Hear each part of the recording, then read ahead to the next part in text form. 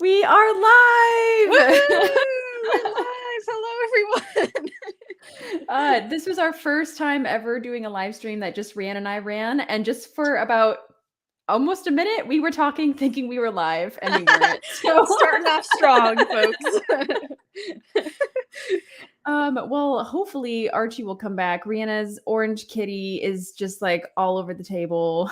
Literally trying to be Spot. He's taking the show, trying to be the showrunner, so. Yeah. Well, hello, Rhianna. It's so good to see you in this live format. It's so good to see you too. This camera is kind of finicky, so I'm just gonna keep it this way, but hello, everyone. I'm happy that you're here.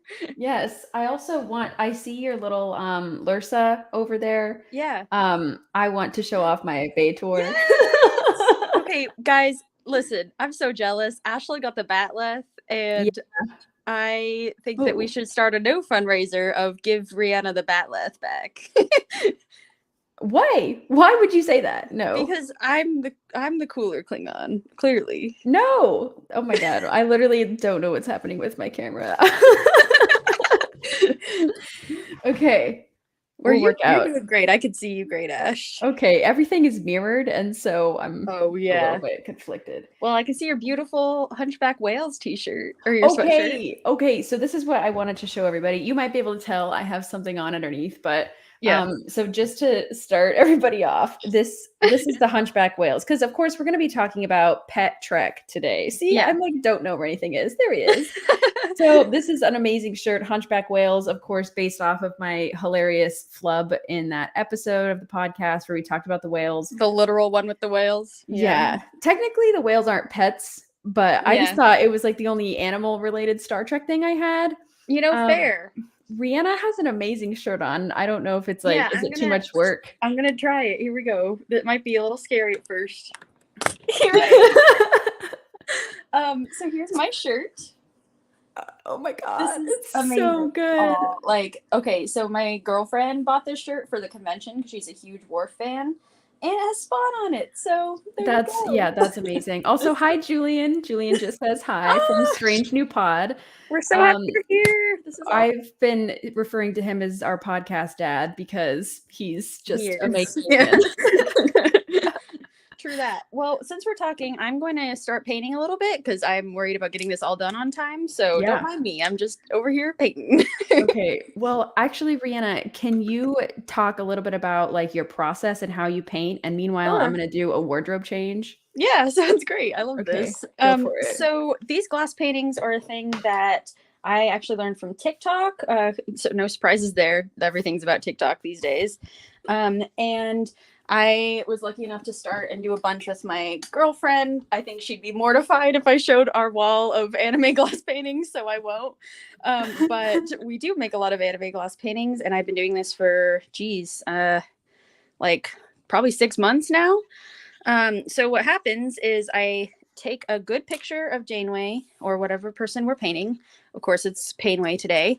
And you have to first flip her. So you have to make sure she's reversed. So you see she's got her comm badge on this side. Looks a little weird, but because it's glass, we're going to end up flipping her over and see she's all perfect there. So what I did first before the live was just a little bit of tracing.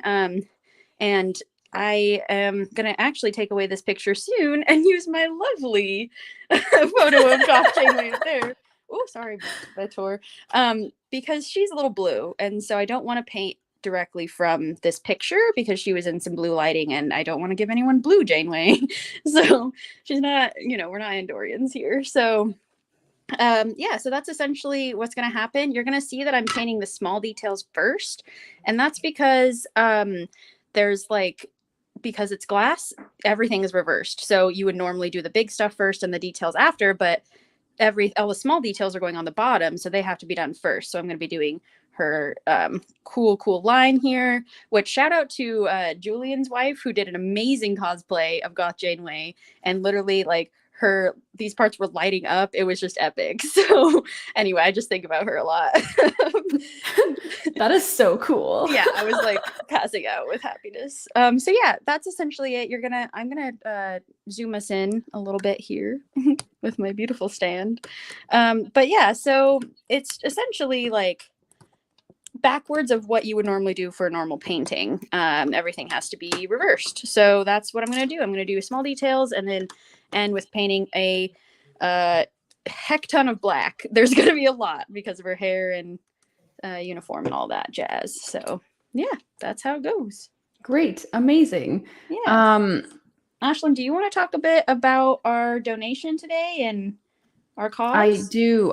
I just posted a donation link in the chat, which looks really like a terrible long link, but that will take you to our donation link.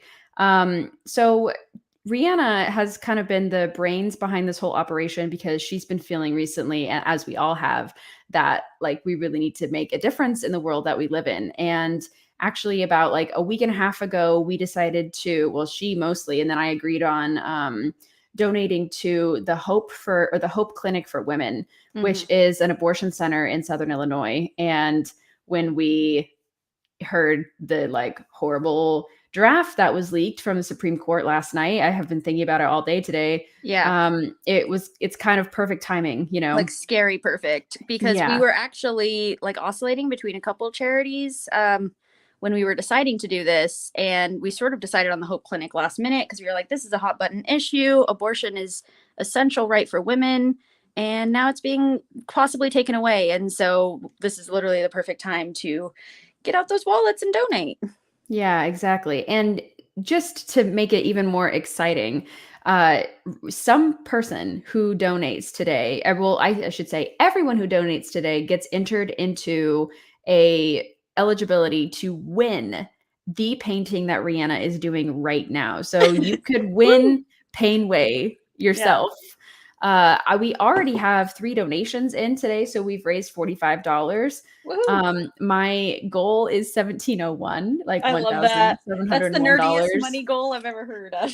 Yeah, I mean, I would love to. I think that's like an amazing. It would be an amazing cause, and also I just want to note that you will be able to donate all the way up until Thursday. So maybe this is an inconvenient time to be watching the video live right now, but you can donate on that page all the way until Thursday. I mean, you could donate forever. But if you want to win Painway, you have to donate before Thursday, and then we are randomly going to select someone to give Painway to. So we're very excited. I think this is something that Rhiannon and I have been really wanting to incorporate in the podcast because a lot of our series are about old Trek, and we don't often get to talk about like the new stuff coming out or get to do live streams or anything like that, like so many amazing shows do. Yeah. And so sure, we're not talking about like the latest episode necessarily right now, but we do get to interact with our listeners live, and we also get to do something that is really important, which is help out local communities that need support. And the Hope for Women Clinic really needs our support right now. Yeah. I mean, the Hope Clinic is incredible because not only do they provide abortion access, they also provide like testing for certain sexually transmitted diseases. They also offer just like emotional care and support, which really is like amazing because, you know, a lot of places you have to be very down low if you're getting an abortion, and they know, you know, the people working there know that this is something that's really tricky for so many women and people, anyone who has a uterus really. So we're really thinking about them. Plus they're also in Southern Illinois, which I'm living in Illinois, and it's just like a really special cause because, like, you know, they're close to my heart and close in relative distance. They're actually really close to St. Louis, so they serve a lot of the community there. It's just incredible. So very exciting stuff. Yeah, very exciting. I'm really happy to be doing this right now, and I felt really helpless all day. So I'm really happy that we're doing this. Absolutely. And Ashlyn, before we move on, I just have to show some stickers that you could also win. Oh, yes. You could win our Duras one. Sorry. Yeah. If you don't win Painway, but you still donate today or all the way through Thursday, you could win any of these stickers too. I'm just So gonna do really, a little a little slideshow of the stickers. Yeah, and these are all in our store. There's Ashland's That's Hunchback my, Whale. yeah, that was my sweatshirt that I bought. These are all in our store available, Climb the but you steps to can, Mount Salaya. yeah. here's a we have this on a shirt, so always epic to have it in a sticker, and then of course 709 here. So any of those could be yours if the price is right. And the price is any amount you want to donate to Yeah. abortion clinics in Southern Illinois. Ashland, thank you.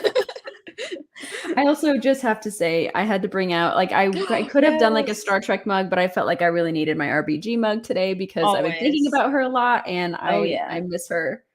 I miss her so much. That's a really beautiful mug, Ashland. Thank you for bringing her to this Yeah. amazing discussion. Absolutely. So, okay, let's just dive in because Yeah. time is ticking away. I know. And- And guys, we might go a little over an hour. We're just being honest. Hey, Julian just donated. Woo! Hey, ring the bell. We don't have Okay. a bell, but ring Ding, it. ding, ding. I'm ringing RBG. We should have that sound effect that goes like, you know, the door opening thing. That's also my like mail notifications whenever I get an email. What? That's amazing. Wow. Mhm. Love that. Okay, amazing. So, I'm gonna just start off. I made a little slideshow. Yes, she did. Girl This boss in the was- slideshow. This was in part inspired by the Green Shirt podcast, which when they were on for Truck for Ukraine, they had like for Picard Week. Oh, for Picard Week, it all runs together. We literally have done so many live events with other people. It's like, which one's which? Yeah. For Picard Week with Strange New Pod. And they had like an amazing slideshow. So mine is not as amazing as theirs, but I'm gonna go ahead and share my screen and we're gonna get started talking about Pet Trek.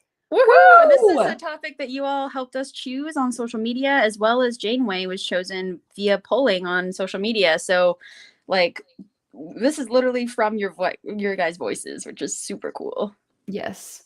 Okay, and you're gonna like laugh at me for a second. Okay, here we go. Is that me laughing at you? Yeah, that was. Okay, so here we go. How do I You want to put it in presenting mode?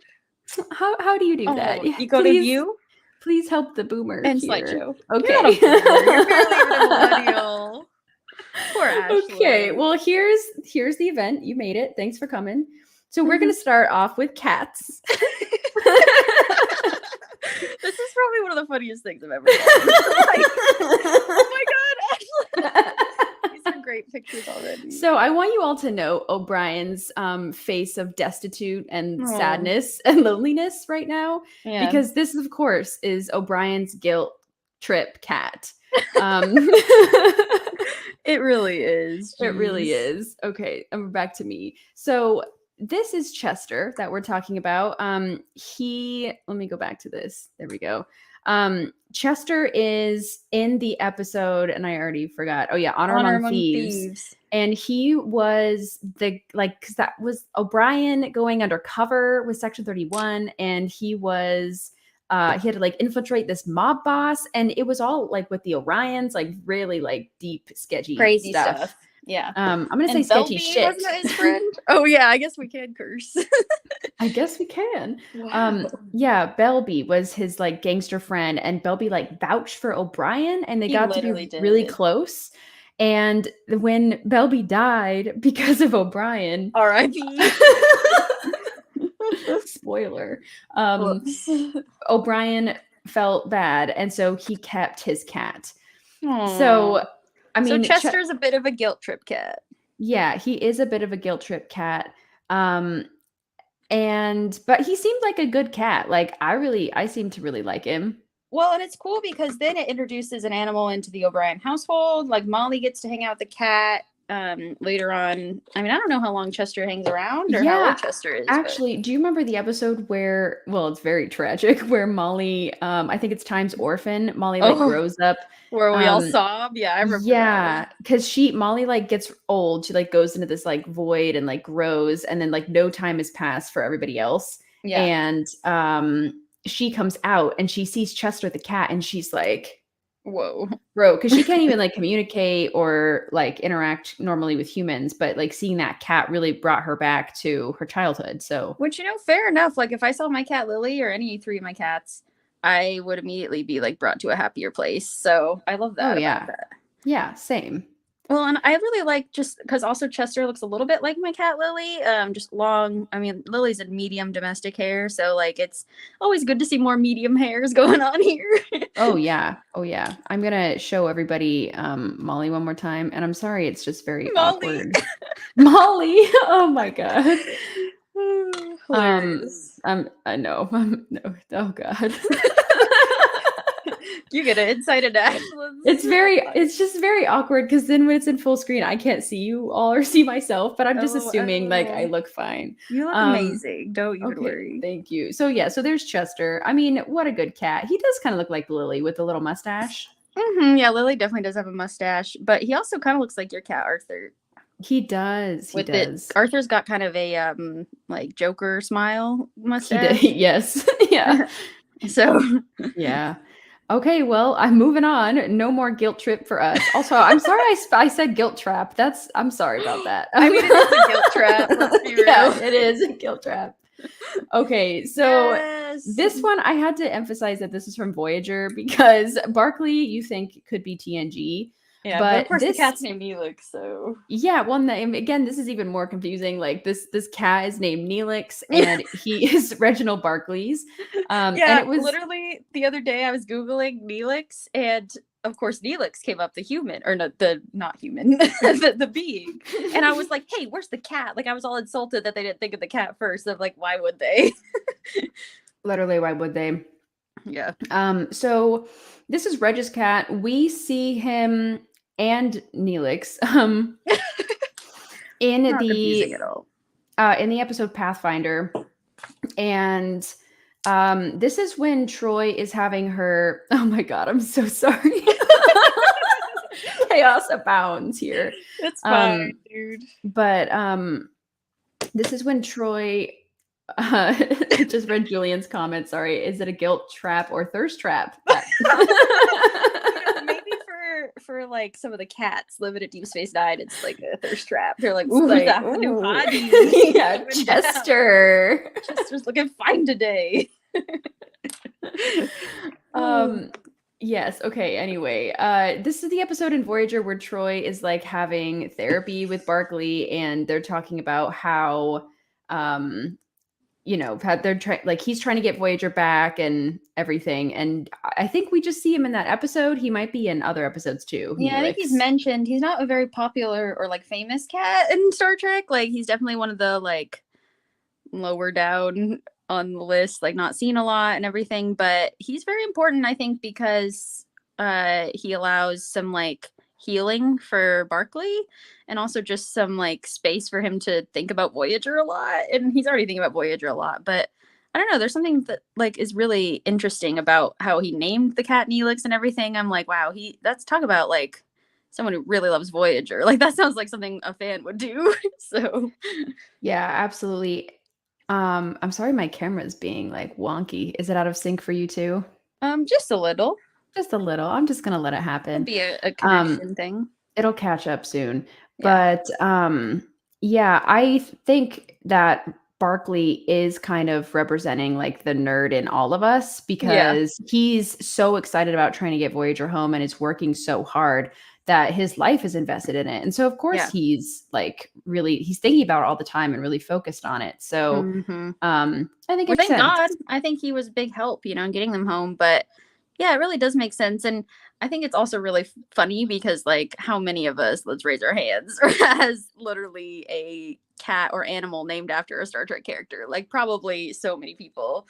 I tried really hard with my cat to get named after a Star Trek person. And I was trying to think like maybe I could do one that doesn't seem like it's from Star Trek, but it is. Yeah, like a low-key one. My husband, for all of them, he was like, nope. He's like, we're good, hun. Yeah.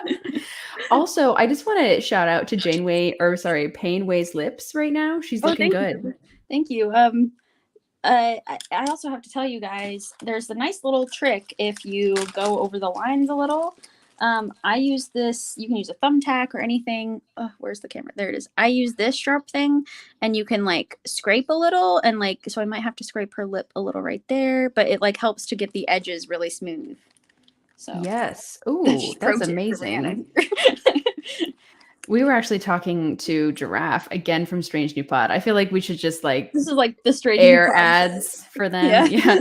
Yeah. But Please, and I'll be your Giraffe sponsor. Giraffe did a really beautiful painting of Ahura and was Oh, it's asking Rihanna gorgeous. for all these tips. So you too can be like Giraffe and Rihanna and create amazing paintings. Thank you. You want to see the other Janeway I did already?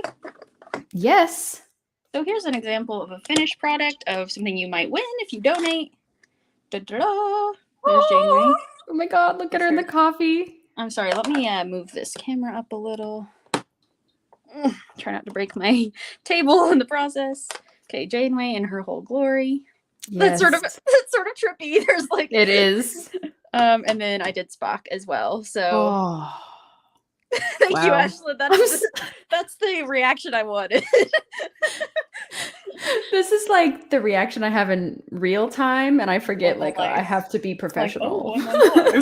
Nah, professional smessional. It's fine. I was just thinking about how great Painway's eyebrows look right now, and then Julian also says, "I strive to have that level of goth eyebrows in high school." Yes. Thank you, Julian. I am very happy with how she's coming out. It's kind of funny because I literally only got out like 4 colors because she is mostly wearing black. So she's yeah. Okay, well, I'm gonna go back to the chaotic life of Ashlyn. Oh, I think I can choose a tab. Here we go, guys. This is it. Oh, she's gonna level up. Hey, I leveled up. Okay, we can do this. Okay. Grudge. Grudge. Wow, we are already here to one of the most phenomenal cats in history. Yep, Grudge. I had to include these pictures too because I think it's really cool to see kind of behind the scenes that it's not just like one cat. It's 2 brothers actually. Yeah. When I was looking up the stuff for my Ode to Grudge, the poem I wrote for our last episode on the pod, I looked up and they're actually 2 brothers who obviously look very much similar. You can see Book literally looks like he's holding the same cat. Yeah. And yeah, they're just like gigantic Maine Coons. They're huge. And I think something that's really good, like cool about Grudge is that he has, are they women? I don't even know. You said they're brothers? Brothers, yeah. Okay, yeah. The cats have really like distinguished faces, Yeah. Like it's really memorable face. And I think also Maine Coon cats are just so beautiful. Oh, and gorgeous. Yeah, like I want a Maine Coon, high key. Yeah, like my girlfriend is allergic to cats, so she would definitely die just with all the hair, but like otherwise we totally would. Amazing. Yeah. Well, should we move on, or do you want to say some more things about we Grudge? gotta talk about Grudge a little bit longer. Okay, I'm coming back to me. Here we are. So I gotta say, one of my favorite scenes, it's actually one that Grudge isn't in, LOL, but it's the scene in season 4 where they're talking to the butterfly people. They're trying to get them into the Federation. Yes. And they get all this discussion about Grudge and how Book's like she's a queen and like she's up there on our ship, and they misconstrued that to think like, oh my god, you're holding a monarch captive. So yes, literally the funniest thing, because like the whole world will go to bat to make sure that Grudge is safe and happy, and I'm just so here for this. Grudge has become an icon for Discovery, and a lot of people, like if you say she a queen, like everyone knows. Yeah, exactly. What they're talking about. Yeah.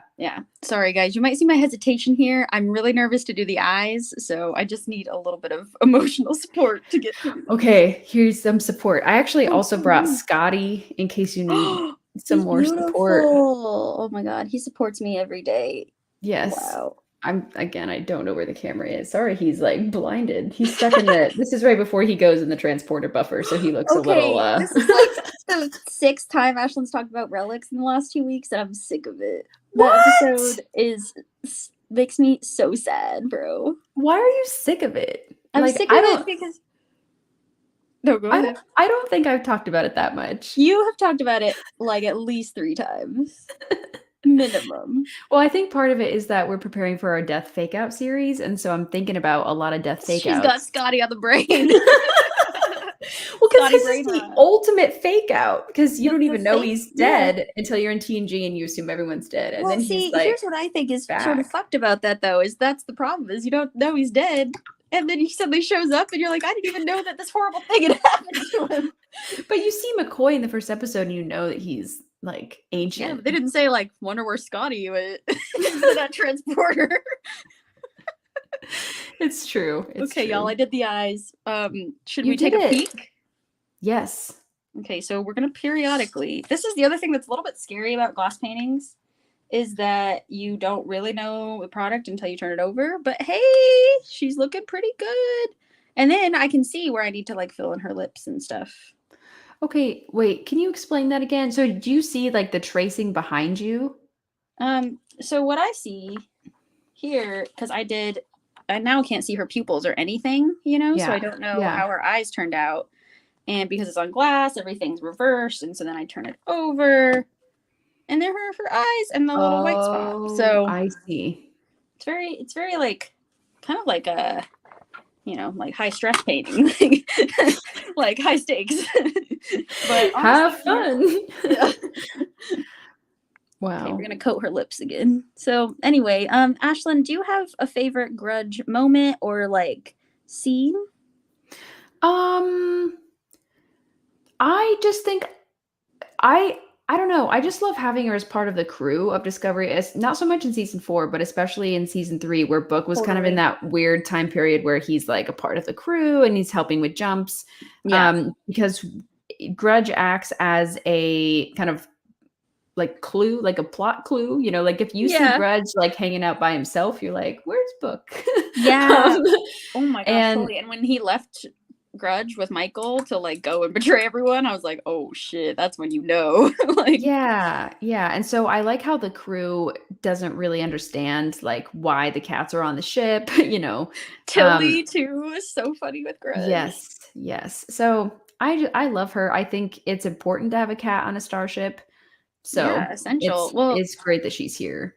yeah, and I'm glad you talked about that too, because also I think it's really important for like cat dads, you know, to be more represented, because like Data's a cat dad, Book's a cat dad. Like it's just really cute to see like men taking care of animals, because like there's always that trope of like women are the nurturers and they take care of everyone. And it's like, no, men can do that same role in a beautiful way. And Book's like an amazing parent to Grudge. And as a person who doesn't want real kids but wants fur babies forever, like that's just goals, you know?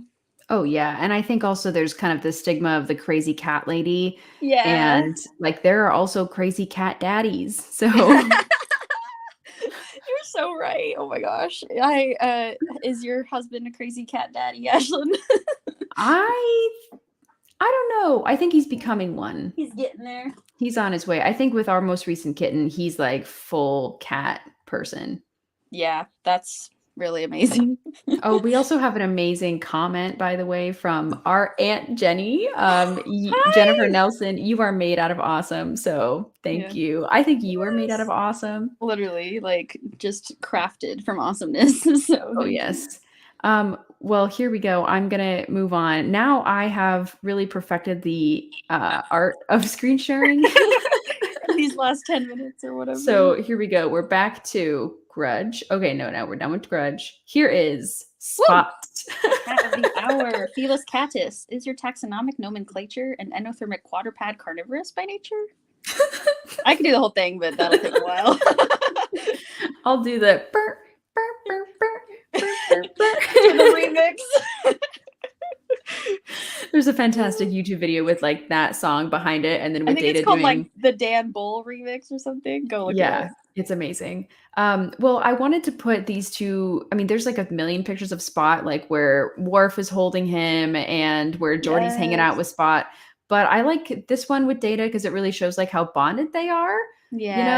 You know? And then I also really like this one of Data crying with Spot, of course, from Generations, because he realized like that's when he found Spot under all the rubble of the crashed Enterprise ship.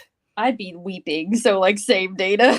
Like, yeah, like your whole ship was destroyed and there's no way your cat survived, but cats have 9 lives, you yeah. forget. Well, and Spot is a very resilient cat. Like if you have to grow up on a starship, then you're doing pretty well, I think. Oh yeah.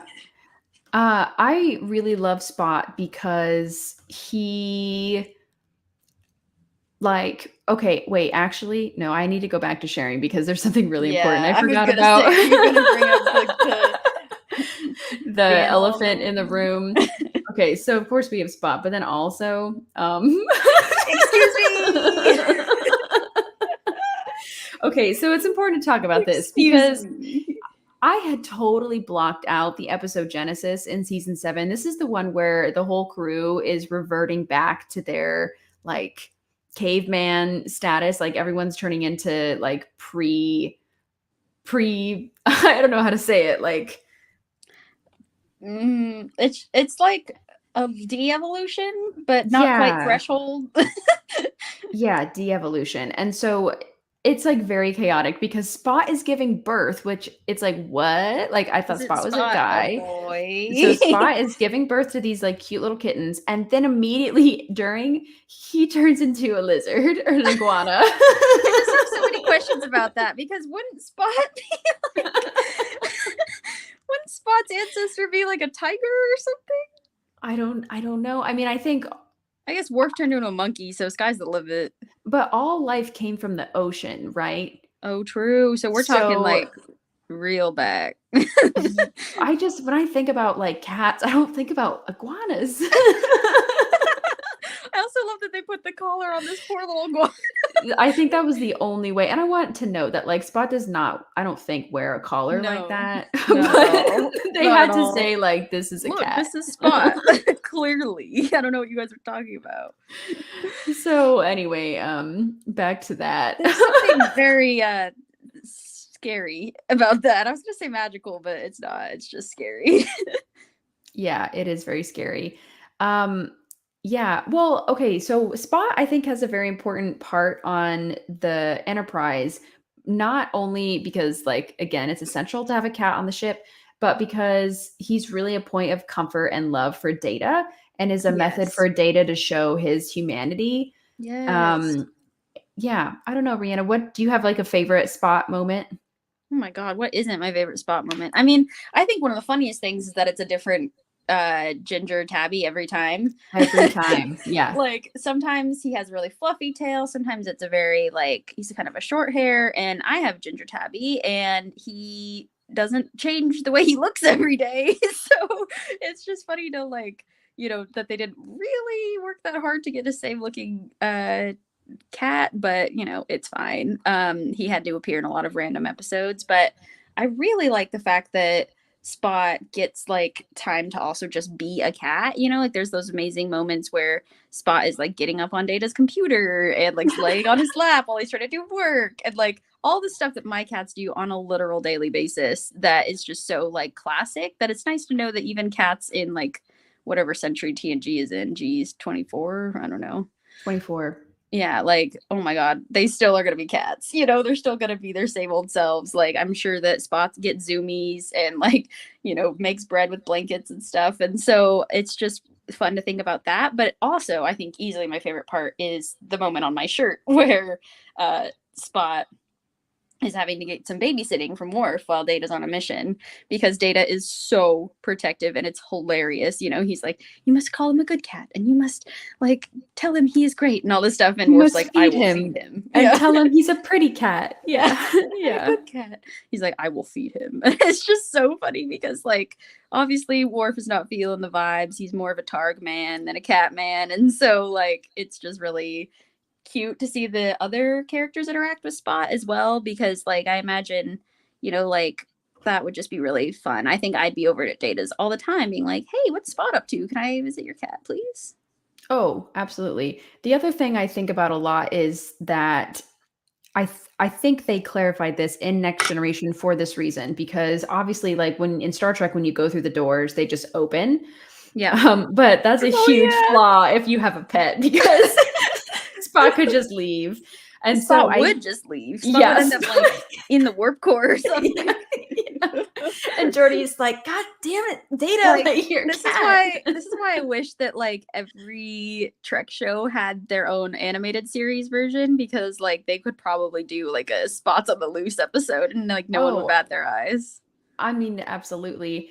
But so this is in Next Generation. I think they defined, or it might be in like some of those tech manuals, that the sensor starts like below. I think it has to be like a knee-high creature in order to trigger the sensor. So still babies can do it, which is good. Babies have autonomy, but not if they're too little.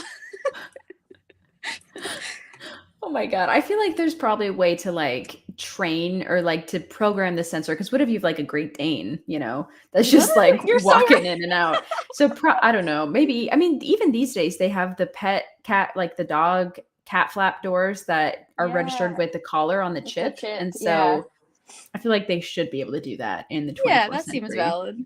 I agree. All right. Well, shall we continue on our journey? I think we should. Is that our last cat already? I think it's our last cat. Let me see. So yes, okay. So we are I used to have a dog screen, but now it's gone. Okay, well, here we go. We're on dogs. We have arrived to dog with horns. Yes, this is sadly an unnamed dog. Yeah, and it's not technically a pet. Like, sorry I put it on there, but I really feel like we had to talk about dog with horns, even if no one owns this dog. Yes. Yes. And this episode, or this dog, of course, is from The Enemy Within. This is the classic episode where Kirk is split in half because of the transporter. And we see this dog. First, Sulu has it like chilling, down here with it. Picked it up, like, hilarious. Yeah. Oh yeah, and it's like this random species of animal they found on the planet. Sulu's like, "Oh, you seem nice." Sure. So he's holding him, and then when they beam him up, he turns into like this demon dog. Whoops. And so this is the first. Whoops. I mean, I said whoops because look how much white I got for literally just for the whites of her eyes. But also whoops for demon dog. I was looking at the demon dog, so I missed it. Also, real quick, I want to do breaking news, like serious breaking news. I just updated the fundraising, and we have raised $250, which is amazing, from 7 supporters. So thank you all so much. This is amazing. You all rock so much. We love you. I'm overwhelmed. This is so amazing. Oh, so thank you all. Wow. Okay. Well, with that breaking news, yeah. back to with dog with horns. Well, I really appreciate TOS because they did the bare minimum in making the costume for that dog. I mean, it's kind of hilarious. Like, honestly, they just put a literal fur coat on this dog, gave him some horns, and said, "We're good to go." Like, that's it. That's what dogs look like. But see, from this planet. Like, I probably shouldn't have said it's the bare minimum because I'm thinking about like the costume people having to like sew an actual like dog outfit costume for that dog. Yeah, but still, like, it's amazing. I don't know, Ashlyn. I think next Halloween your dog should be dog with horns. Maybe if you were a little smaller. I'm down for that. I'm totally down for that. Yeah, I mean, it's just a great pet Halloween idea. So. Oh yeah. Well, and I gotta shout out because, like, also this poor dog goes through like kind of some testing. Like they use this dog as a way to check if its like split sides are gonna like be able to go through the transporter. And so, like, sorry that you had to do that, dog. Sheesh, that sucks. We're gonna talk a little bit more about pet testing when we get to Phlox. Oh my God. Oh, that's gonna be interesting. Okay, I'm gonna continue on. I'm just gonna say that every time to continue on the journey. We're gonna do a quick take a look at Janeway here. Oh, well, there's my dog, Seb. Oh. You said that dog wasn't really a dog. Yeah. So here we have Troy's family dog from Dark Page. This dog is really cute. Like, one of the cutest dogs I've seen in a while. Exceptionally cute. Yeah, no offense to the dog with horns, but this dog is really cute. Look at those earsies. I'm really digging it. Yes.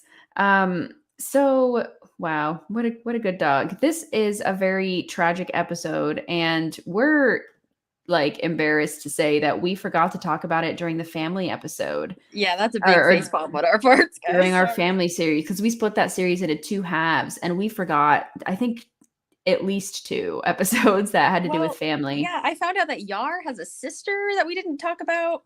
So I'm just apologizing because like so many of TNG slips through the cracks when it comes to family. So because there's a million random family episodes that you don't realize are family.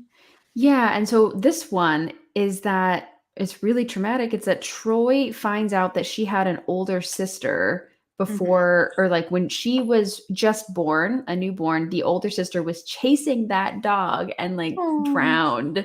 Oh no. Yeah, and I forgot about that. Luoxana has suppressed it, and like no one ever talks about it. Troy never even knew that she had a sister. Wow.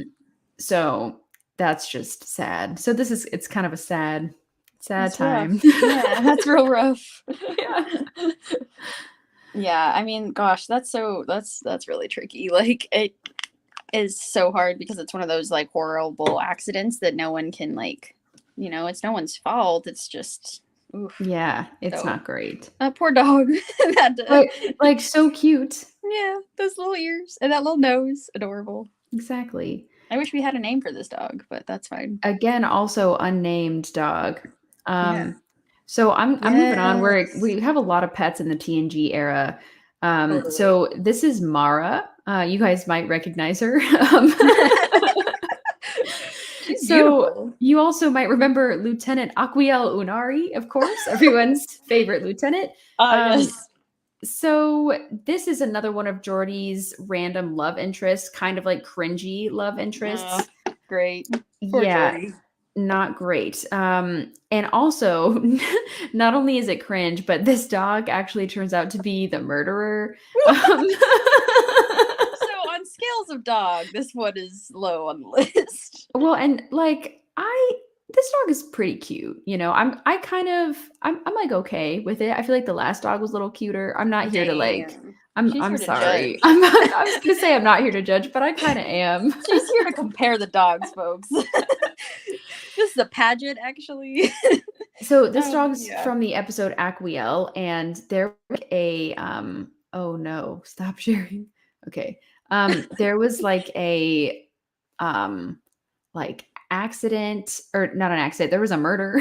And this lieutenant came on board, and she's acting like so shifty and weird, and everyone's like, well, actually read about the writing of this episode where they're like, oh, it's too obvious to make like the new lieutenant who Geordi's into be the murderer. And so then literally another writer said, well, then let's make it be the dog. So they framed the dog? So not framed, but like, that's crazy. The dog is a shapeshifter. So the dog can turn into that lady. Wow. And she did the murder, indeed. So it's kind of creepy because Geordi like offers to take care of the dog once the lieutenant is like not on the Enterprise. Awkward. And so it's like, oh no. Dang. Very, very sad. Yeah. That's really awkward. Yeah. You don't hear about a lot of shape-shifting dogs. I don't think Odo even ever turned into a dog, although he might have. I don't know, but that's an interesting skill and a little scary. Also, we have a great couple comments coming in. Michelle, our mom, our Moogie, says that the Troy episode was really sad, which it was. It was very sad. Geez, not looking to cry here today. Like, damn. And then also, Brianna Jones says that dog ranks low on cuteness, but high on murderness. Absolutely.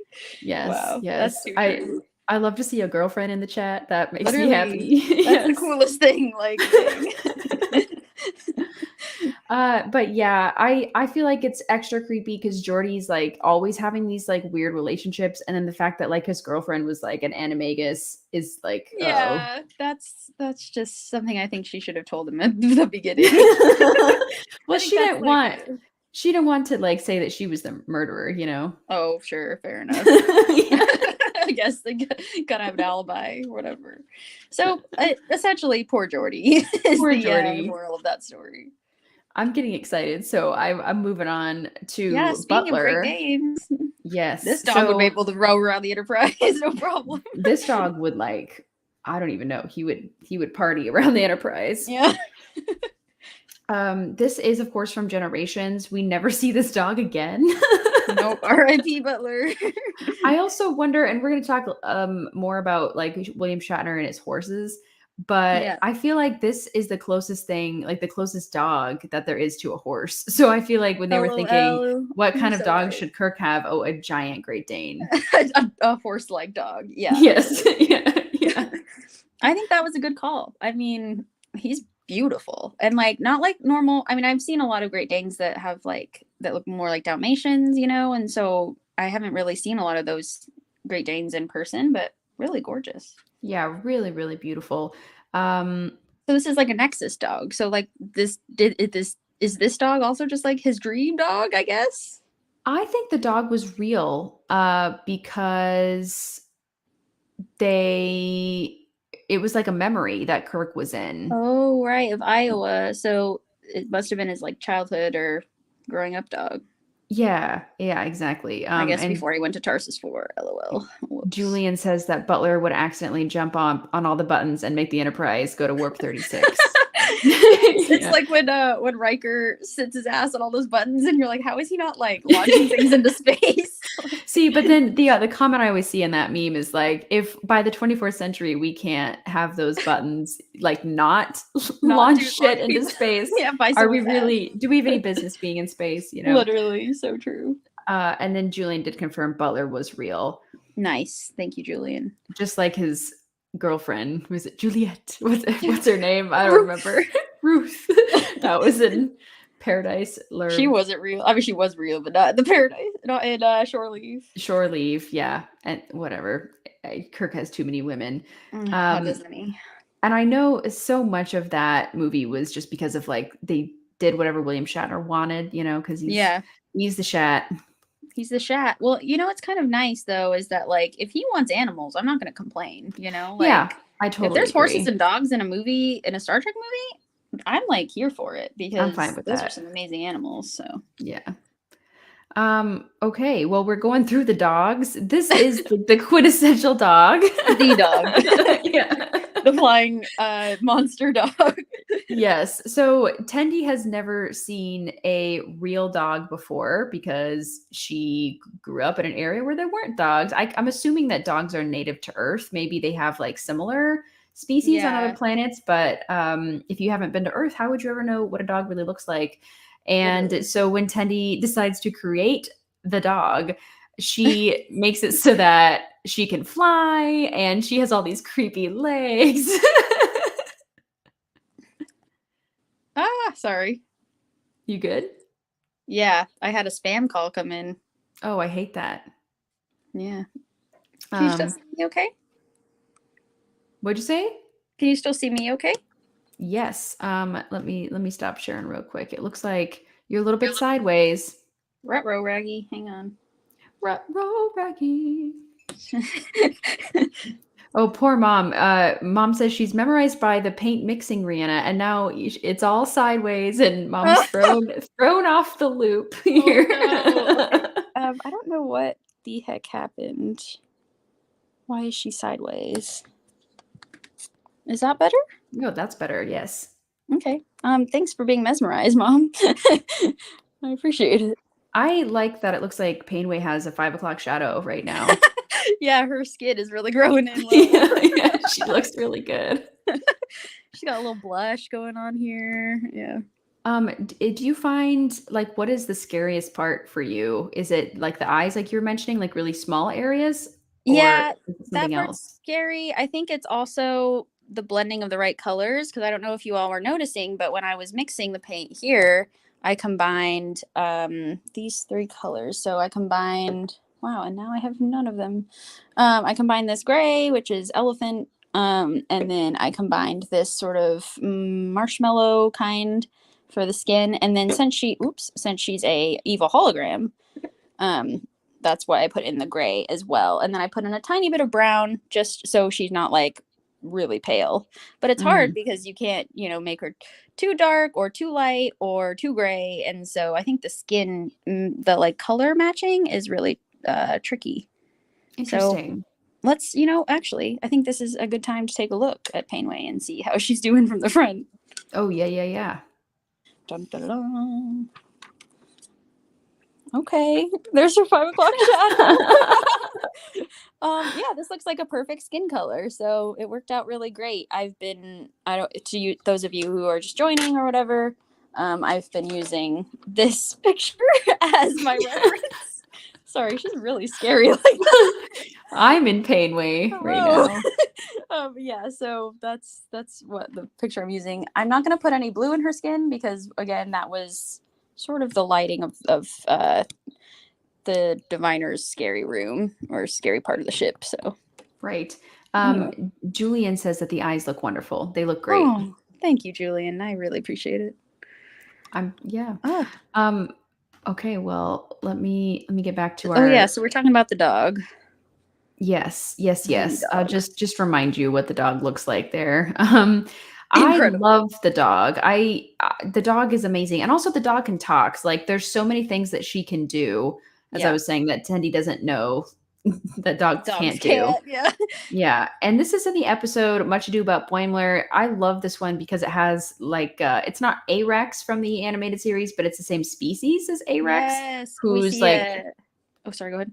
oh, I was just saying he's taking all of these creatures who like don't belong or don't fit in to or creatures that is that like xenophobic. Yeah. All these beings who have just experienced like different types of effects of from space and from Starfleetness. Yeah. science and Starfleet that they're going to the farm, the ominous farm. But it turns out to Ooh. be like beautiful, which is what we see in this picture down here with the sunset or Oh my gosh. rise. Well, and I love Tendi and the dog's goodbye. It's so funny to me because like, Tendi's worried that the dog is, like, oh, what if you're picked on? What if you're lonely or whatever? And she's like, Tendi, don't worry about me. And she like flies off into the sunset. And it's just like that's the first time you learn that she can talk. It's just like incredible. It's Um, amazing. yeah, and also I think just the opening of this episode is phenomenal. Like it's one of the funniest things seeing like her create the dog. Apparently Tendi has been spending literally all of her spare time making this dog from scratch, like literally coding every single strand of DNA, which is incredible, by the way. It's her Um, lol, you know? literally, you're so right. Oh my gosh. And then we have the result is this seemingly very normal golden retriever dog, maybe a lab. Mhm. And then once Teddy walks away, that's when it starts like turning inside out and climbing on the walls and like bats come out of its mouth. Like just a lot of scary stuff.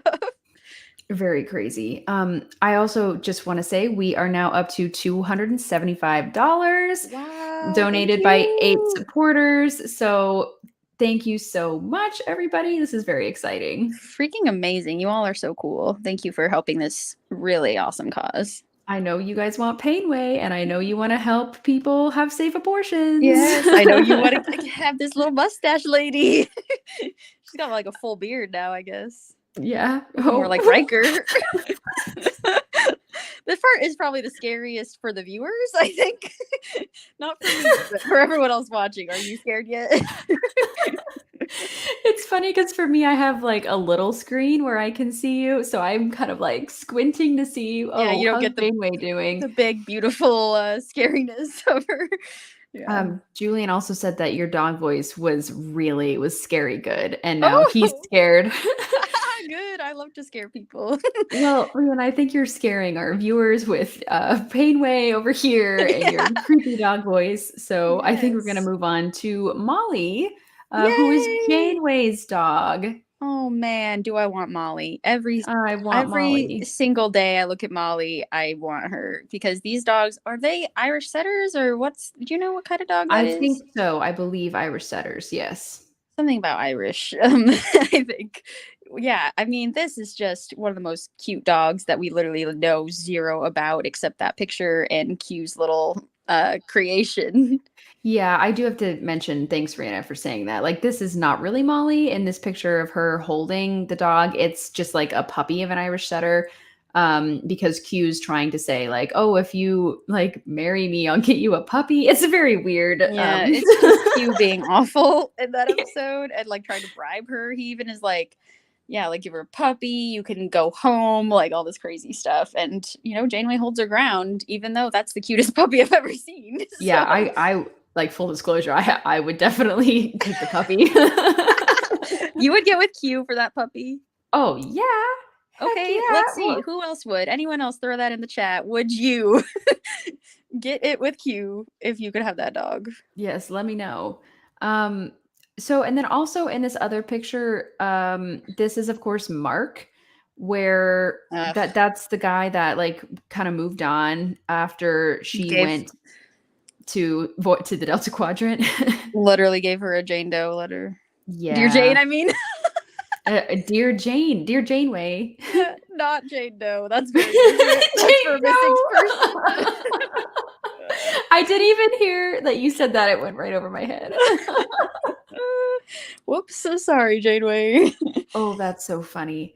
Yeah. But yeah, so I mean, they talk about like raising dogs together, and I know she misses this dog. She talks about Molly all the time. So it's just very sad, just another thing that people had to give up in the Delta Quadrant. I know. I think about that. Like, of course, leaving your family, that's like gut wrenching and all of that. Of course. But all like, there's something about, just like the companionship of animals. And then when they're just like not around, it's like, but that was my soul. Like, but wait, please. So I'm sure that they all went through like a mourning period, of losing everyone, including their pets. And, Harry was probably really missing his clarinet. So, or I guess he had it, actually.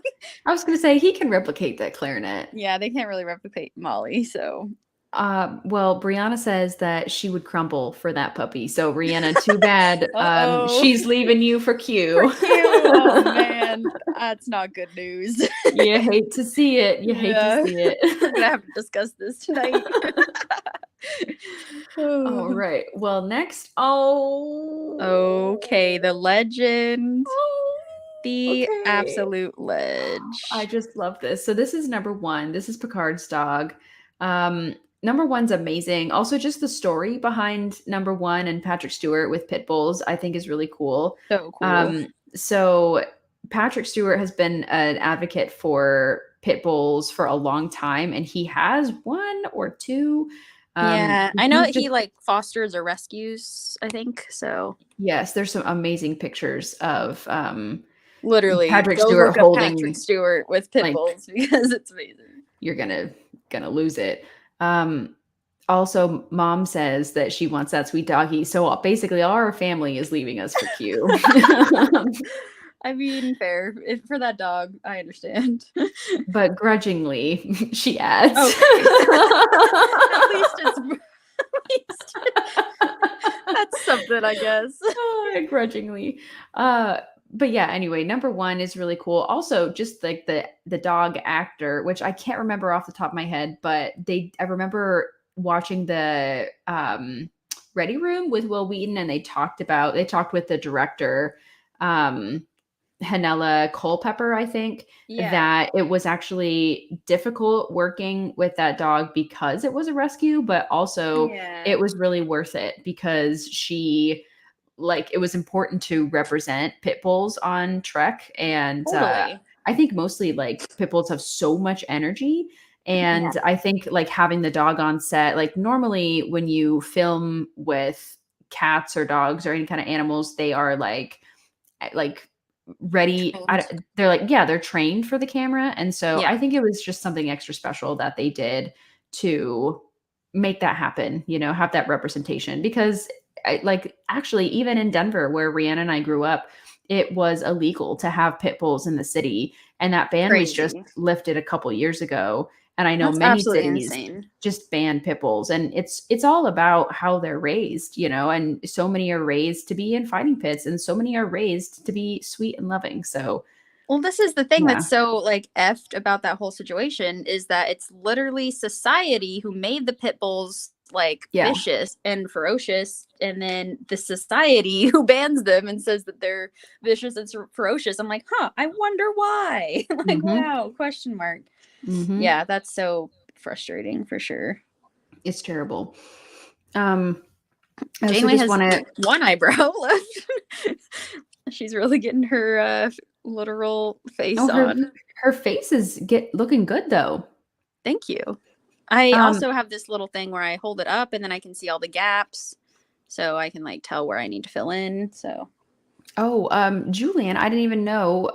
Julian, he says we're on our second pit bull. Can confirm tons of energy. We just got our puppy 2 weeks ago, rescued. So thank yes. you, Julian. That is really amazing. That is so And cool. I love that Julia named their pit bull Miles because Miles Morales O'Brien, like that is the greatest. Oh my God. Yeah, Wow. I'm pretty sure I'm right. Julian, correct me if I'm wrong, but like that is the coolest name ever. So That is so cool. Well, and the thing is, like with dogs that have tons of energy, our dog Harley is like he's 4 even, like he's a little bit older and he still has so much energy. And so he like forces me to be rescued or to be rescued. Oh my God. he, he forces me to go out and exercise and like make sure I'm walking him every day because otherwise it's just, he's a lot. yeah, And absolutely Julian, you are correct. Rihanna, Julian says correct. So amazing. Miles Morales, so cool. So yeah, I'm just like, thank you so much to all the pity owners out there and for people who rescue and take that time to help us break down that stigma because these dogs are so sweet. Yeah, I mean, I walk dogs for Rover and Wag, and I've walked a couple pit bulls, and like, yeah, my arm almost got pulled out of its socket, and I had to run with them the whole time. But like, it's so worth it because they were like the nicest dogs ever. They were like instantly best friends with me, just the kindest, and it's really cool to see number one in these scenes because like you can tell he's just having a blast. Like he gets to be the center of attention. He's like, "Woo, this is great! I'm having a good time." Yeah, exactly. All right. Well, now, this is our last dog in the group. We Oh had to my save god! most famous for Yes. last. This is Porthos. Porthos, the literal legend, the dog of all dogs. Yes, he's the legend. I also just have to say, and actually, I'm going to grab my little doggy real quick. Yes, I, please. Rhiannon and I are both obsessed with beagles. But I Totally. actually have a like a stuffed animal that I grew up with. I happen to have him near me because I was just like sorting through some stuff. Yeah. Take it over, Rhiannon. Talk a little bit about Porthos. Gosh. Well, first of all, Porthos is just a legend because of his love for cheese. He's got a great passion for cheese and has given it a lot because Archer is kind of he kind of, lets Porthos suck up to him a little and kind of gives Porthos the world. But like, I understand that being a pet parent, sometimes you just got to give your pet literally everything that they want and desire, and that's totally fine. Absolutely. Oh my gosh. And Julian says our other dog is a beagle. So this stream, once again, What? is just for Julian and Strange New Pod. Seriously, that's amazing. Wow. Daniel Jackson Brown. That's amazing. That's amazing. Well, shout out. I love beagles. So I have like a soft spot for beagles because I've had this little stuffed animal named Puppy since I was literally 2, and he's a beagle. Literally. And so when I was watching Enterprise for the first time, I was freaking out because I just wanted that. I wanted Porthos. There is. Oh, sorry. Can you Sorry, still hear I me? think I froze a little bit, but I'll come back. There we go. No, you're okay. I could hear you. Okay, cool. Okay, Janeway is coming along here, folks. Doesn't she Oh, look so much better with skin? There's something like so magical about that moment of the glass painting when you add the skin because like it really starts to come together and you're like, wow, she's like a person now and not like an alien. Well, in this case, a hologram, but still. oh my gosh. She looks great. I feel like she's like admiral status right now. I know. I'm about to add the black hair and that'll change everything. Oh yeah. But anyway, yeah. So Porthos is a great dog. Like he's really well behaved. He really Totally. likes cheese. He's just very good. Yeah, I mean, my biggest issue is just that like raising a dog on a Oh starship no. seems. Can you hear me? Yeah, go Uh-oh, ahead. Ashlyn's frozen. Oh, okay. Raising a dog on a I starship. lost connection. Sorry, Ash. Go ahead. Yeah, it seems dicey to raise a dog on a starship because, especially in an era without holodecks or any sort of holosuites or anything, like, I don't know. I just feel a little bit like, give this boy some more places to run. Oh, we lost Ashlyn. Oh my God. Okay, well, I am currently running the show. Hello, everyone. Ashlyn will be back soon. I'm just gonna keep talking about Porthos. But yeah, so I feel like they should probably do a little bit more of like maybe they let him out on planets and stuff. Like maybe he gets to like run around, but also I don't know because you don't know what effects a random planet atmosphere would have on a dog. So I sort of have a headcanon that like Phlox when they're on shore leave or something like Phlox gives him a little injection so he can like run around in a random shore leave planet and like get some exercise in. I think it's especially dicey because there's no holodeck, like this Yeah, is really exactly. the early times of Hmm. space travel, like long-term space travel. So yeah, and Julian's saying like it's a bad idea to raising a beagle on the NX-01 was a bad idea. Yeah. And he's also saying that the shuttle pod with Dominic Keating and Connor Trainer, they have the Porthos stuffy on their podcast table. So I that's love that. And amazing. now I want one. Officially. I'm declaring it now. I'm gonna come in and steal Ashlyn's puppy. But literally, like, uh, yeah, I mean, I think it's not a good idea to have a dog on a starship, but also Porthos is so damn cute that I'm not mad about it, But even just like that episode, The Night in Sick Bay, where he's sick and like Archer's being super effing annoying the whole episode, like in Phlox's space, trying to figure out, and what's wrong with Porthos. Like, I'm just like, dang. I mean, they should have like at least. I mean, at least Phlox is really great with animals, and he knows what to do for Porthos. But I just wish this boy had a little more freedom. Yeah, I agree. I totally agree with you. But he's cute and he loves cheese, and he is like amazing for Archer. I think like he helps him out of a lot of funks. Absolutely. Well, and my dog really loves cheese also. And so Oh, I think about Porthos all the time. you're just like, wow, like kindred spirits here. Exactly. Um, all right. So now we are moving on to other pets. Yes. Dun, Okay. dun, dun. Sorry, I'm just doing a little bit of detail work, so I had to pull it up close to my face. Oh, that's fine. Do what you got to do. Filling in those lips. Okay. So, first of all, this is the Targ section of the pets. Yes. I never thought I'd hear those words, and I'm so happy. So I love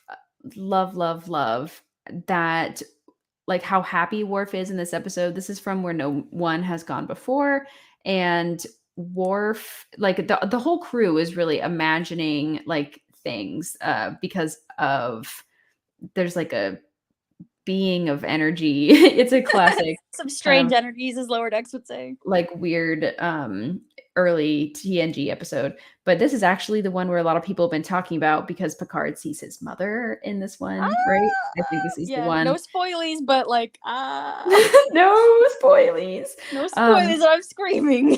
but early in this episode, Worf sees his pet Targ, and this is definitely like a pig in a costume once again, Oh, like TOS or like like yeah, TOS with the TOS, dog. yeah. But I just love the Targ, and Worf like really loves the Targ. If you go back and watch that scene, like he's in love with that Targ. Yeah, I mean, Ashlyn made a phenomenal TikTok about it. I'll try to pull it up and share it on our page because it's like so cute just to see his reaction. And then Yar's like, "Is that a kitty cat?"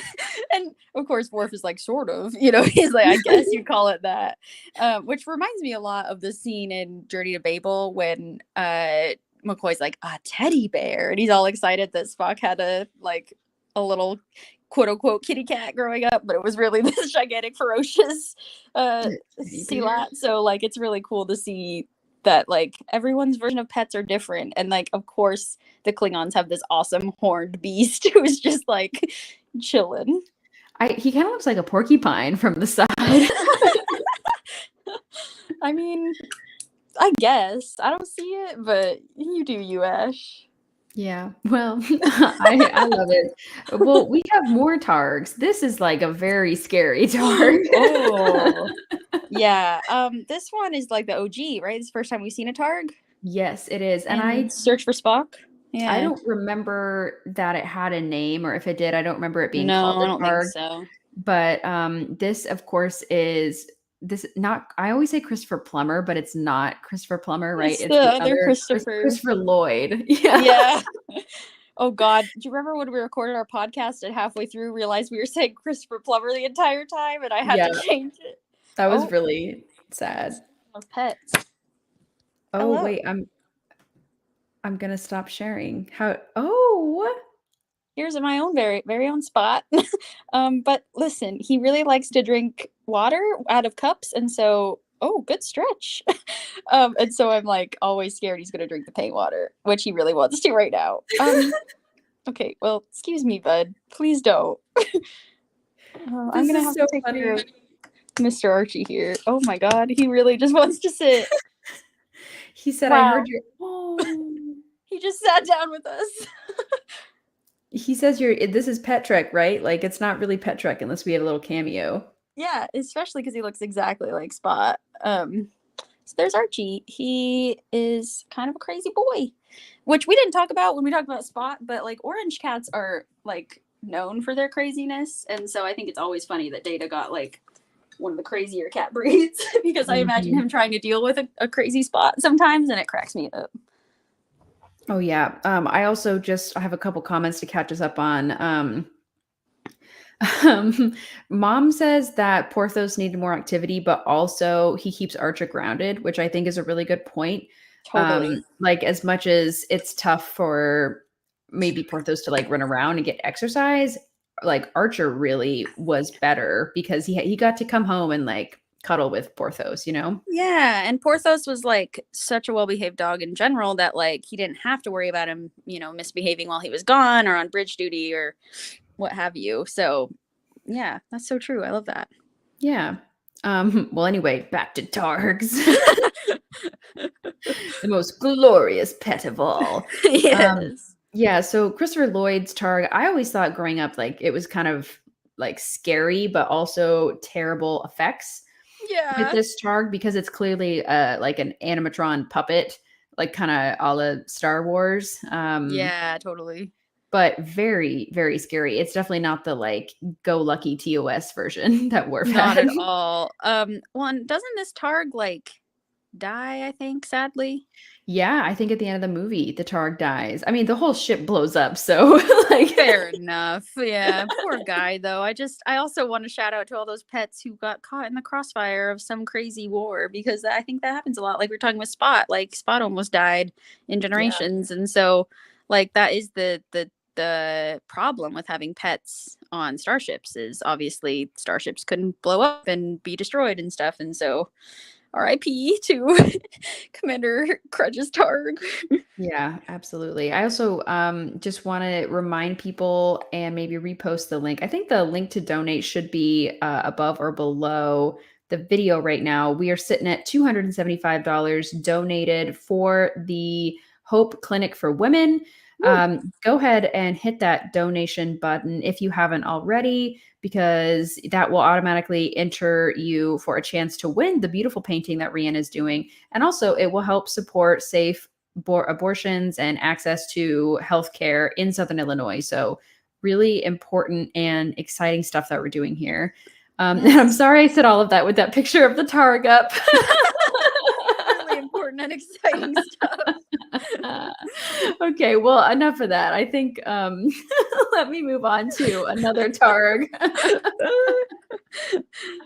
Oh my gosh. This Targ is like hilarious. This is one of my favorite episodes of Lower Decks. And so I was like very, very excited that we could talk about this section of this episode because it's genius. Like the way that they do lower decks on different ships. They do one on a Vulcan ship and then a Klingon ship. And then of course they all end up like meeting at this confrontation with the Packlids. And so it's so interesting to see like this lower decker Klingon make his way through the ranks, and he does it by walking the Targ. And so he has like, so he passes the leg that he ate of some person. He's like, then later the lower deck Klingon comes in. He's like, he had an honorable movement, sir. And I don't know, something about that just absolutely like sends me. It's so funny. That's amazing. Yeah, I love seeing, I mean, it's literally like the lower decks version of what goes on a bird of prey. So It's hysterical, and I love to see, like, I wonder how many commanders or like captains of Klingon ships have targs. You know, I wonder if that's just like a staple, or if people are kind of like, oh, I'm on a targ ship, like, cool. There's, you know, there's one here. Not usually. I just don't know if that's like a common occurrence on a bird of prey or not. yeah, I don't know, but it's amazing. Yeah, we love to see it.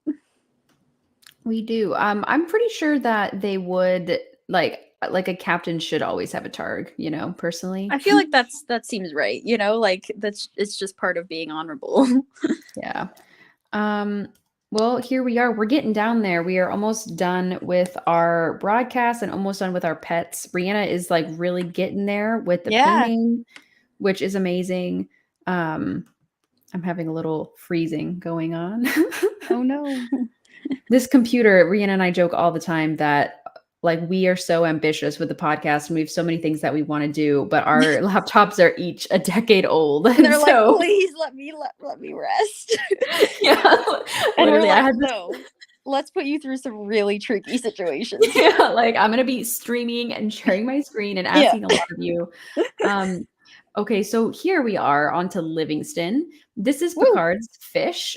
This fish tank is there, I believe, for 5 seasons of Yeah, until TNG. Chain of Command. Oh, so 6 seasons, 5 and a Hmm. half seasons. I wanted to show the picture of, like, Q and Hugh, haha, looking Yes. at, Oh, good one. Livingston, because it just shows that, like, people always comment whenever they walk into Picard's ready room, they're like, "Nice fish, bro." Oh, yeah. That's exactly how they say it too, Ashlyn. You're so Yeah, right. just like that. That's And also definitely the way to speak to Picard.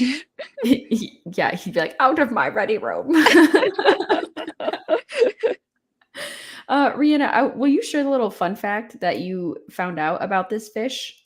Yeah, so there are quite a few lovely websites who compiled a lot of pets in Trek and helped us with our list that we made today, and or that we made for today. And it was really interesting because apparently in an interview, Patrick Stewart was saying that the reason that Livingston and the fish tank was removed in Chain of Command when Jellicoe, boo, when Jellicoe is there, Ooh. he said that the futuristic version of Trek that they're doing and everything, it would not like this having a fish and having like a captive species on in Picard's ready room is not like adhering to Starfleet standards. And so Patrick Stewart being literally like Picard was like, I will not stand for that. Like we cannot have captive species in this timeline. And so I thought that was really cool and interesting because like you know, fish get like no rights at all. They just get shoved in these tiny tanks and then like eaten or like whatever happens to them. Like a lot of bad things and just like happen to fish and people don't care, you know, because like, oh, they're fish, they're dumb. But like they're still alive and they're still animals and they still need and have rights, you know? And so I think it's really cool that like even Patrick Stewart was realizing like this is not the like what we should be representing with this fish in captivity. So I hope that wherever Livingston is, he's having a like open water amazing life. I mean, you know, Livingston's not around now, but Hey, I mean it can. Well, and I'm thinking probably Jellicoe just like did something awful, like threw it away. So that's my concern. oh, But like you flushed him. oh yeah. Wow. Well, let's not think about that. Let's think about the fact that Patrick Stewart's amazing and really went to bat for this fish. I just think that's really interesting and like I kind of feel bad that I never thought of it in that way, you know? I guess like that is so true. Like why would you have a fish in captivity? I never once thought that ever. I never said fish rights, very sadly. Yeah, like none of us did. We weren't woke enough. So No, we were not. but we are Okay. now and so thank you Livingston. So we're moving on to Christina, O'Brien's Thank pet you. tarantula, and we are not showing a picture of a I know. tarantula. Ashlyn and I are pretty scared of spiders, and I kind of get like irritated when people put bugs on things and don't put like warnings because bugs scare the living shit out of me. And I'm not out here trying to look at a tarantula today. So. Especially while you're painting, you don't want to see that. Yeah, I would probably like jump and drop my paint on her face or something. So, So this is I think this is the episode, it's called Realm of Fear, where there's like a lot of things happening that are a lot of scary. realms of fear. Yeah, beautifully said, Ashlyn. Yeah. So that's what I know about Christina. Yeah, But I for mean, those of you who have tarantulas, like I know we need to like do better and like be advocating that they're not scary. yeah, But they're not poisonous, they're not dangerous, they're not like deadly, and I know well, this, but some they're of them. deadly to my like nervous system. So, Yeah. Rip. um, yeah, yeah. I think like it's really interesting because we find out that O'Brien got Christina to try and get over his arachnophobia. So he really said, I'm gonna do what's that therapy where you just like throw yourself into a Immersion. yeah, literally. He said, I'm gonna do immersion therapy and get myself a whole ass tarantula. And apparently it did help him get over his arachnophobia. And so I believe in this episode, and audience, correct me if I'm wrong, but I think he's talking to Barkley or someone else on the crew, essentially like saying, if I can get over my fear, you can get over your fears and stuff. So like that's cool. And I like the symbol, of Christina, that like she is a literal like symbol of getting over and facing your fears. But I won't be facing that fear today. No, it's like reverse Indiana Jones, where he wasn't scared of snakes until he was immersed and then he was Yeah. scared. Yeah, and now O'Brien's getting over it. So I mean that's cool. But I am glad that Christina did not make it to Deep Space Nine. I just gotta say that openly. Same. Same. Oh, okay. So we had to include the tribble. Tribbles Yes. are like a species, And should not be but pets. yeah, but like Ahura's so cute, right? Yeah, well, and like technically, this is Ahura's tribble because she spotted it at the beginning of the episode. They have this really cute interaction with the bartender, and of course, Cyrano Jones, is that his name? Yep, nice job. Yeah, Cyrano Jones. It's because we've been watching so much animated series for the Patreon. Yeah. But yeah, so Cyrano Jones is really trying to sell up this tribble. He's like, they're really cuddly, they're really cute, and like, look at her face. She's never been happier. Like, this is just the cutest thing. And honestly, that is one of the most wholesome scenes in Trek. Like her just cuddling with this tribble, and it's really hilarious because later she's carrying like 15 in her arms and like is like, oh my god, this is crazy. But for that moment, she gets a very happy time with her tribble. I almost put that picture, but I wanted to really focus on like her tribble that started it all. Yeah, like I Yeah. wonder if she was able to like keep track of it. Probably not. It probably got lost in the I triple think void. it ate the poison grain at the end. Oh, probably. R.I.P. Rip the tribble. Okay, so now we are here with Phlox. This is what I was talking about earlier. Like he definitely keeps a lot of pets and he like experiments on them. I think with Yeah. his bat though, it's not an experiment. I think that's actually a pet. Yeah, so his bat, this was on the list of a lot of pets in Trek, and I just think it's important to add because he is not a very often seen bat, but he's talked about all the freaking time. And I shouldn't gender this bat thinking I know the gender. Sorry. I have no idea what gender this bat is. So I'm sorry for the maybe false pronouns, but this bat is like only seen a couple times, I guess because they didn't want to animate a bat, which fair enough. Mhm.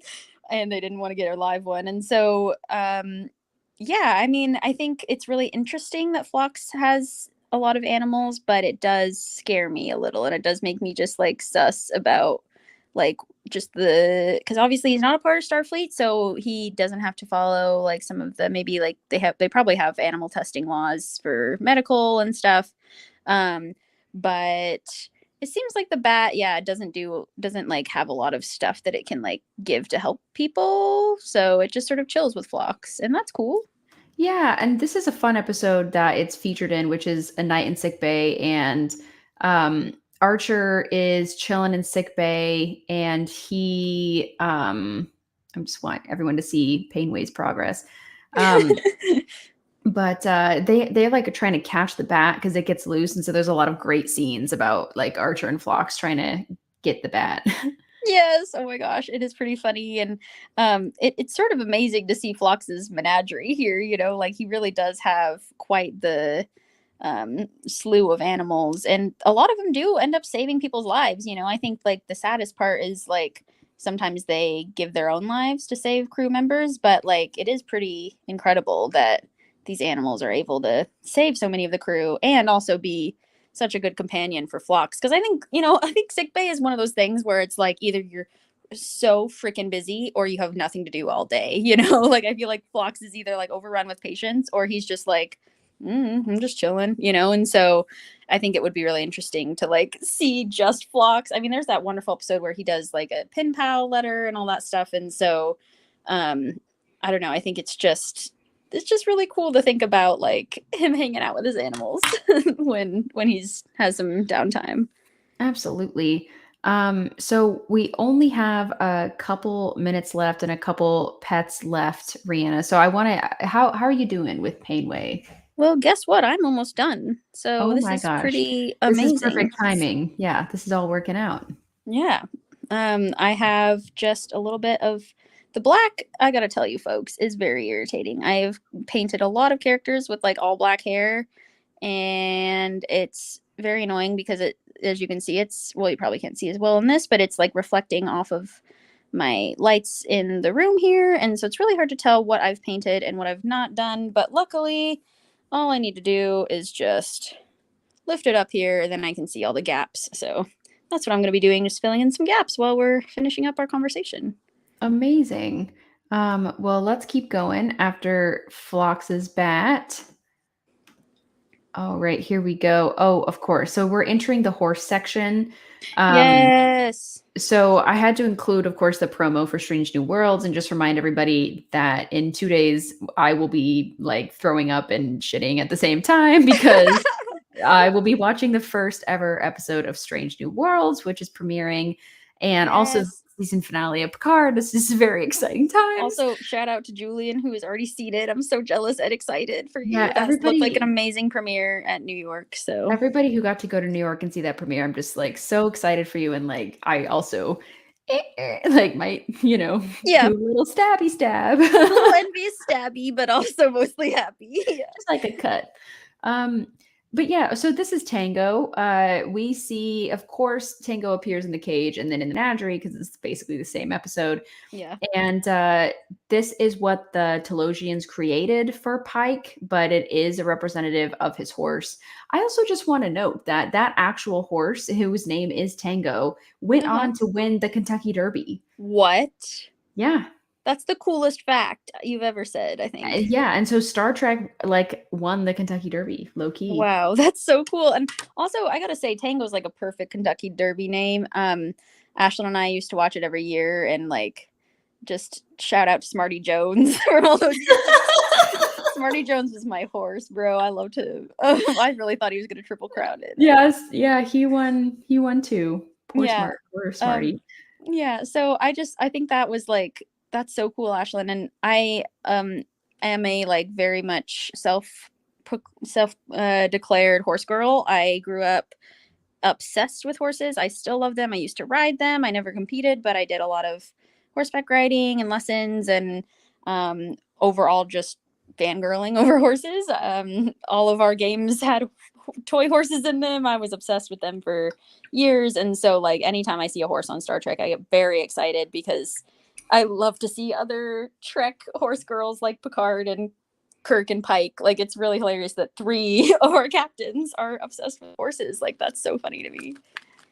Yeah, well, let's just go right into it. Right in, yeah. I just have to note that actually, like, if you look at Tango and then you look at Great Bells of Fire, they have very similar like noses actually. Yeah, they're beautiful. I Like, wish I knew more about horses, but like, yeah, it's maybe a similar breed. Yeah, beautiful horses. The reason that this horse, so this is Shatner's horse, that's called Great Bells of Fire.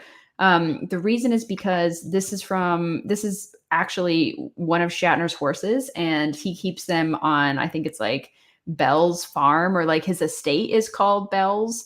Interesting. Okay. And so that's why it's Great Bells of Fire and not Great Balls of Fire. LOL. Yeah. So yeah, Shatner also, this picture is like, obviously he's not in uniform in this other picture. That's really him and the horse. And he's just like walking around. he did a whole book, honestly, about his horses. So you can check that out if you want. OG horse girl. Yeah, if you want. Didn't your friend Carson have an uncle who met him or something with his horses? I Or am I don't just making know. that up? I know that Carson's friend, Carson's family member met Indiana Jones, or What? Indiana Jones met Indiana Harrison Jones. Ford, but I don't Oh, it think. was Harrison Ford. It wasn't Shatner. I Yeah, because forgot. Anyway. Harrison Ford was buying a ranch in Wyoming that her family, or it was like her second cousin owned or something, and he was terrible. So anyway. Wow. Anyway, yeah. Well, I think that's really interesting. Like we were saying in Generations, with Butler, the dog, like it really was just like give Shatner whatever he wants, the movie, And so I think Yep. like it really shows that like yeah, he wanted horses, so he got horses. And again, I'm not mad about it. I'm just like okay, sure. Yeah. So there they are, and of course Picard's horse. And so Rihanna put Murph on our pet trek. Okay, but like, am I wrong? I don't think Murph is a pet. Then what is Murph? Murph is a species who can't communicate like verbally Okay, but do you or remember that like mentally. first episode or second episode where they're all getting on? I guess it's the second episode where they're all getting on the protostar and they're like, wow, like Murph probably has like the secrets to the world, probably like the smartest. And then literally he's just like "Meow," and like just makes a noise and they're like, oh nope, he's just like he's just an animal. I think they haven't discovered how to. Well, did they say he's an animal? I don't know. They didn't say that particularly. I'll have to find the line, but like they definitely were like, oh no, he's not intelligent.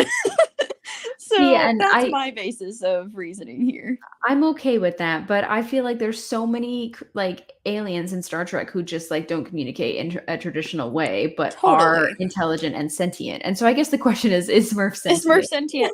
I mean, okay, he's smart enough to like fix himself into Zero's little hole and pretend to be Zero, but like, and he's smart enough to sit on some things to make them, turn on the protostar. So that's cool. I think he's sentient, Rihanna. I like your opinion. That's very valid. I'm not sure about Murph. Jury's still out. Jury's still out. Well, I think this is the last one. And Because that's great because I just finished. Oh my God, it's just great timing. I wanted to end on a high note and end with Ichaya because that is Spock's teddy bear, as McCoy said. Teddy bear. Yeah. And I just love Ichaya, especially like if you haven't seen Yesteryear, haven't seen it in a while, I really need to tell you that you should watch it because it's a fantastic animated series episode, and it's really beautiful, and you really get to see Spock's connection with Ichaya and everything that he lost. I shouldn't spoil. Ouch. Yeah. Yesteryear is the best animated series episode, full stop. Like that's, I mean, I think kind of a normal opinion. I don't think that's out of left field, but there's something so special about getting to see both adult Spock and young Spock interact with Ichaya, because I think like if I were given the option of going back in time and seeing our childhood cat Thunder again, I would be holding her like that baby Spock is holding Ichaya, and like I would just be like, wow, you're such a noble creature. I love you. I miss you, And so I think adult Spocking to reconnect with his childhood pet is really cool. And also the circumstances of Ichaya's passing and everything were so brave. Like Ichaya is one of the bravest animals in all of Trek. Like he literally saved Spock and literally gave his life for Spock, and that is like so incredible because Spock like is literally a treasure to all of Starfleet and all of Navarre and Vulcan and everyone and everything. So like the fact that we all owe it to Ichaya is amazing. Absolutely. And I feel like it's just a part of Vulcan culture and also the planet of Vulcan that everyone is really interconnected. Like they have these really special bonds between the Vulcans and then also with Ichaya and like with their pets and animals. There's just a really special bond there. And so I think it's beautiful to see that with Ichaya and beautiful to see that he will sacrifice himself to save Spock. Oh my God, it's amazing. And like, oh yeah, it's such a tragic episode, but it's also just so beautiful because like really a big part of homecoming is your pet, and is that little furry friend that maybe you have in, like I'm thinking about our little dog Wrigley, who is who is living at our dad and stepmom's house, and he's a miniature schnauzer. And like every time I come home, a part of coming home is seeing Wrigley and getting to, just like reunite with your pet. And so this is just your sign to go and hug your pet, because like they're just so special. And Aichaya is truly a legend. And I love the fact that Vulcans have these gigantic silats, like these huge animals that are just like giant puppy dogs. Like they're so sweet and so friendly and like not at all what you'd think they are. And that's another beautiful thing, is like Aichaya is not what he seems, and that's really cool. So Totally agree. Just like Spock, and it's not what he seems, yeah, exactly. Yeah. Okay, shall we do this reveal? I think let's do it. Dun, dun, dun, dun, dun, dun, dun.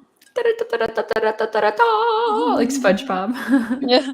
Dun, dun, dun, dun. There she is, everyone. Rihanna. Woo-woo. I'm in shock. She looks so good. Thank you. Oh my gosh. I'm going to move up my camera a little so we can get a full view.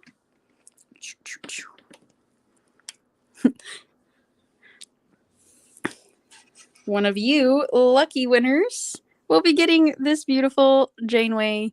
Oh my God. Painting. She looks so good. Thank you. That was so fun. I had a freaking blast. I had a blast too. I'm gonna update the fundraiser, see how we're doing. So we are at 275, which is pretty amazing that in 90 minutes we raised $275 for the Hope Clinic for Women, Incredible. Which is an abortion clinic in Southern Illinois. So thank you all for donating today. Right now we have 8 supporters who donated all this money. And so one of them could win Janeway that Rihanna just made. Also, we have stickers that we're giving out to other people who donated. It's all going to be random, so you never know. And I just want to remind people who weren't able to join us live that don't worry, the donation link is not closed yet. You have until Thursday to donate and to have a chance to win Janeway. We are going to close the poll at the end of the day on Thursday. And then we're going to be doing a live announcement to see who won. So we're very excited about that. And we also, we want to continue to raise money for charities that need our help. So we are hoping to do this more often and hoping to grow and raise money for the people who need it. So I just want to say that if you're feeling sad or scared or worried about everything going on right now, the best thing we can do is continue to talk about it, is to call your Congress people and your senators and say, why isn't abortion legal federally? You know, like send support in that area, and especially send money to your local abortion clinic because they need it right now. Yes. To smaller places is better. You know, all the big money goes to the big companies. And so the smaller grassroots organizations need it more, frankly, because everyone donates to the same place. And we need to diversify that. And so, from all of us here, including Archie, we want to thank you so much for joining us for this epic live event. I had such a blast getting to paint and chat with you, Ashlyn. Oh, yes, Brianna, this was fantastic. It's good to see your face, but low-key was even better to see how amazing Janeway turned out. So I'm very happy about her. Thank you for sharing your artistic skills with us. And also, I think next time we need to have a trial to see if Murph is sentient, just as Brianna suggested in the comments, which I just realized this very second that you can actually show. Wow. Okay. See, we're learning new things every day. So next time we're gonna include that. So yes. Oh my gosh. Janeway looks amazing. Rihanna, you did amazing. I did amazing. You did amazing. Everyone who donated is amazing. Thank you so much for watching, and we hope to see you again next time we have the stream. And also, we hope you listen to our upcoming episodes, and we hope you will have a great night. Oh my gosh. Well, and real quick, we are going to be doing Picard Feminism this week. We'll be recording after the finale, so get psyched for that. Yeah, so and catch up. Yeah. Okay, well, thank you, everyone. All right, thank you. Live long and prosper.